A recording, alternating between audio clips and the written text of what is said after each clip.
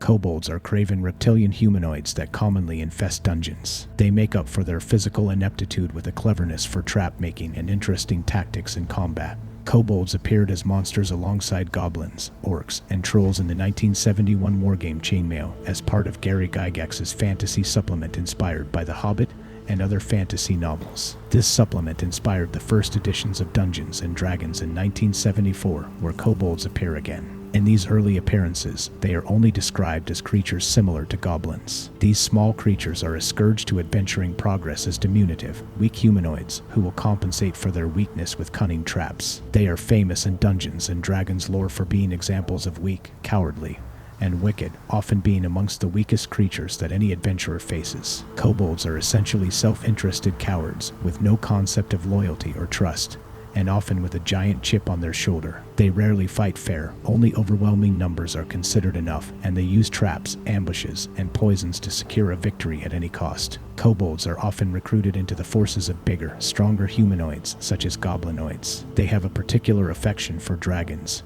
and can often be seen serving them. Kobolds and gnomes share a passionate hatred of each other, as both favor tricks and creative tactics when fighting, rather than direct assault. They may domesticate dire weasels and wild boars to serve as guardians in their lairs. Kobolds have an antagonistic relationship with goblins, and frequently war with the creatures. These creatures are usually lawful evil. They are organized and cooperative, but thoroughly nasty to anything outside of their clan, and even to each other much of the time. While in sunlight, the kobold has a disadvantage on attack rolls as well as on perception checks that rely on sight. The kobold has advantage on an attack roll against a creature if at least one of the kobold's allies is within 5 feet of the creature and the ally isn't incapacitated. Kobolds in Forgotten Realms are aggressive, insular, yet industrious small humanoid creatures. They were noted for their skill at building traps and preparing ambushes and mining. They were distantly related to dragons and urds and were often found serving as their minions. Kobolds were resentful of their short stature and hated members of other races who poked fun at them for this. Most felt as though they ought to compensate for their small size in other ways, such as humor or aggression. They would naturally tend to hate larger creatures, and although they would show respect and obedience if required, they always looked for ways to display their resentment. The ultimate goal of the kobold race was to conquer as much land as possible. They would plan and dig mines industriously while laying cruel traps for interlopers, preferring an ambush to direct confrontation.